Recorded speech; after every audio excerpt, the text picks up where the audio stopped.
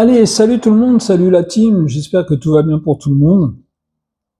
Alors, aujourd'hui on va être là pour le débrief de la première journée de Ligue 1 qui s'est déroulée sur tout le week-end, les 9 matchs de Ligue 1.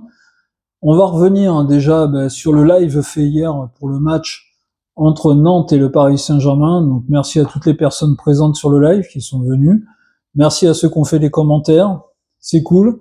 On en refera, hein. Dorénavant, je vais essayer d'en faire au moins un par week-end, et si ce n'est même pas deux, pourquoi pas. Donc j'ai pris du plaisir à le faire, j'espère que on va le faire, comme je dis hier pendant le live. On va s'améliorer, il n'y a pas de souci, avec Noah à la réalisation. Mais avant tout, je vous le répète, pensez à vous abonner à Oxma Foot, c'est très très important. L'objectif, c'est d'atteindre les 2000 abonnés très très rapidement. On est à 1914 abonnés à l'heure que je vous parle. Donc encore un petit effort. 95% des personnes qui regardent la chaîne ne sont pas abonnées, donc abonnez-vous, laissez un pouce bleu, ça fait toujours plaisir, et activez la petite cloche pour avoir toute l'actualité. Là, l'actualité, ça va être les matchs en live, ça va être donc l'actualité du foot et les pronos au niveau de la Ligue des Champions qui ne devraient pas tarder à arriver. Mais on va revenir sur cette première journée de Ligue 1. Première journée de Ligue 1, très important, c'est de ne pas commencer à tirer des conclusions. On va commencer à parler sur les équipes qui ont éventuellement perdu, sur les équipes qui ont gagné. Non, c'est une première journée, on sait tous qu'une première journée ne veut rien dire. Mais on a vu un peu les préparations des équipes, donc on va voir un peu tout ça. Et on va commencer par le premier match, le match de vendredi soir, entre le Stade Rennais et l'Olympique de Marseille. C'était un peu l'affiche de cette première journée. Ce match, on représente quand même deux équipes avec deux actionnaires très importants, d'un côté de Rennes, de l'autre côté l'Olympique de Marseille, des Rennais qui ont recruté, des Marseillais qui font un bon mercato aussi pour l'instant. Donc, on se retrouve sur ce premier match. Que dire de ce premier match? Ça reste un premier match, je continue à le dire. On a les Rennais qui ont une expulsion très très rapide dans le match. Des Rennais donc qui se retrouvent à 10, mais des Marseillais qui n'arrivent pas à concrétiser leurs actions, et les Marseillais qui se font surprendre en fin de match par Ludovic Bras à 5 minutes de la fin. Et on se retrouve avec une victoire rennaise de 1-0, une victoire importante pour les Rennais. On a vu Habib Beye qui était vraiment très très content à la fin du match. Faut pas oublier que l'an dernier, la fin de saison était compliquée pour les Rennais. Et on a vu des Marseillais déçus. Alors bon, on a entendu des choses derrière, mais on va pas, nous, commencer à prendre en compte les choses qu'on a entendues. Restons pour l'instant sur le fait que c'est la première journée. Mais les Marseillais qui s'inclinent pour leur entrée dans la compétition, c'est un peu dommageable pour eux, mais ce n'est que le premier match.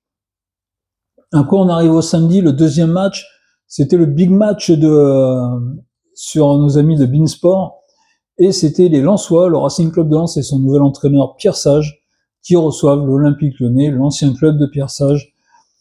L'Olympique Lyonnais, entraîné par Da Fonseca.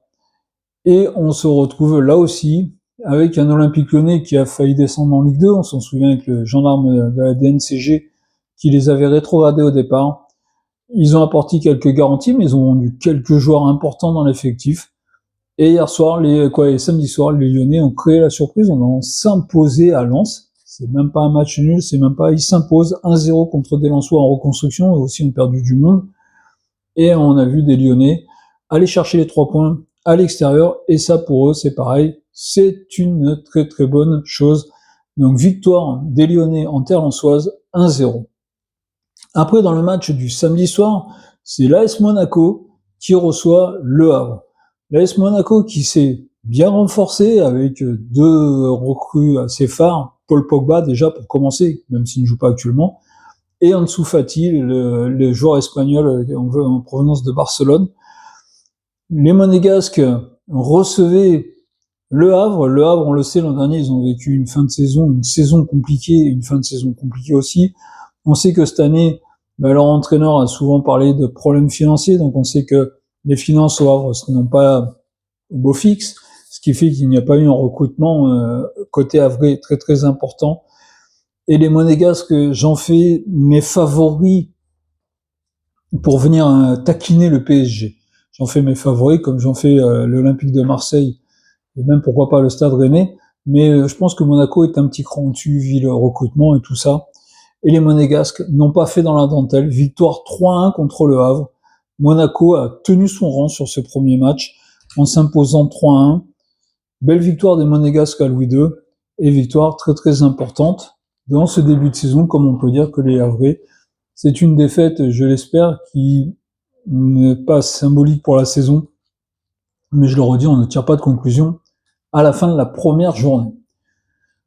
Après, on arrive au match du dimanche, et le dimanche, le premier match, le match entre Nice et le TFC. Alors, c'est deux clubs bien différents, les Niçois de Francaise, qui se sont fait éliminer cette semaine en Ligue des Champions, sortir par Benfica. Alors, à l'aller, ils avaient perdu 2-0 à Nice, ils ont perdu 2-0 à Lisbonne. Les Niçois sont quand même reversés en Ligue Europa, mais c'était une mauvaise semaine. Ils recevaient Toulouse, des Toulousains qui ont fait une préparation où ils ont pris quelques cartons quand même. Il faut bien remettre les choses en place. On a vu des Toulousains qui ont pris quand même des gros scores.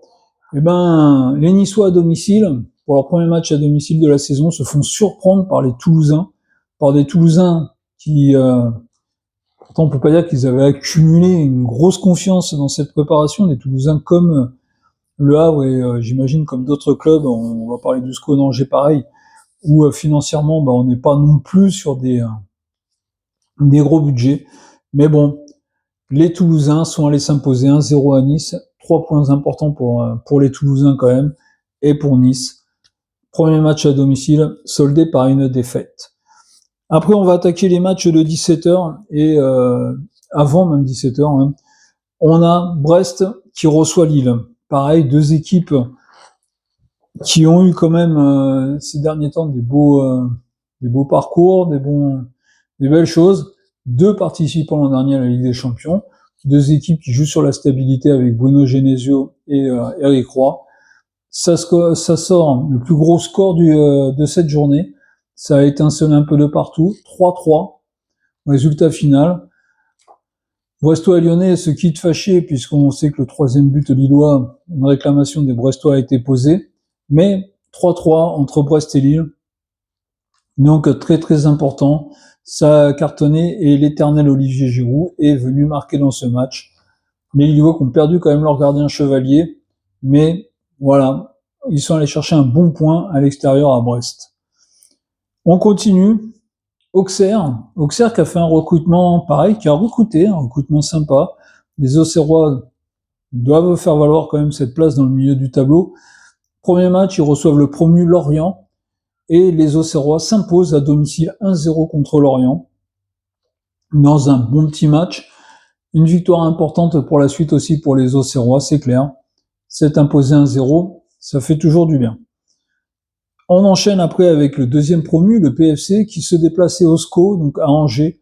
Et pareil, Angers ouvre la marque très très vite, 9e minute, et ils marquent les Angevins. Après, ils ont une expulsion, et les Parisiens ont largement dominé la seconde mi-temps, mais sans trouver la faille, sans marquer le but qu'il fallait marquer. Ce qui amène la victoire du SCO 1-0.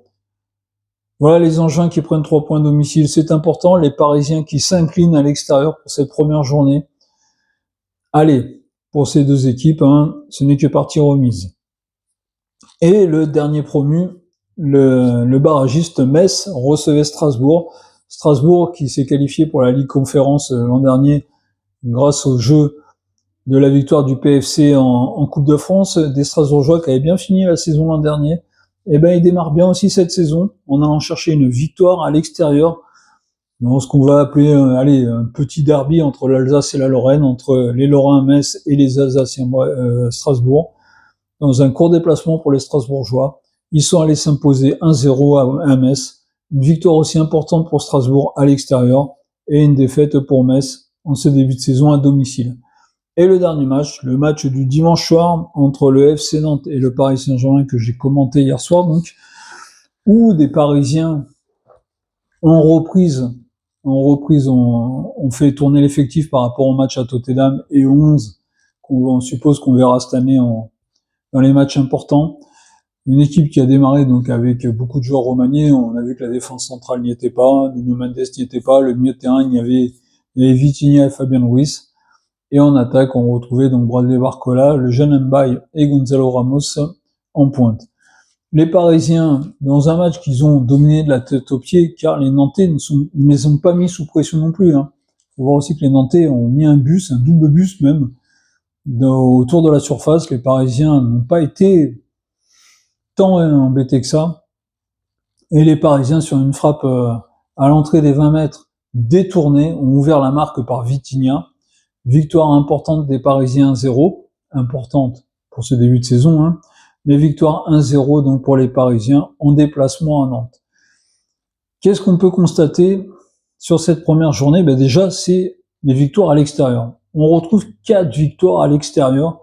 C'est pas mal déjà pour un début de saison, hein, pour les Lyonnais qui sont allés s'imposer à l'extérieur, pour le PSG qui est allé s'imposer à l'extérieur, pour les Strasbourgeois qui sont allés s'imposer à l'extérieur, et pour le TFC qui est allé s'imposer à l'extérieur.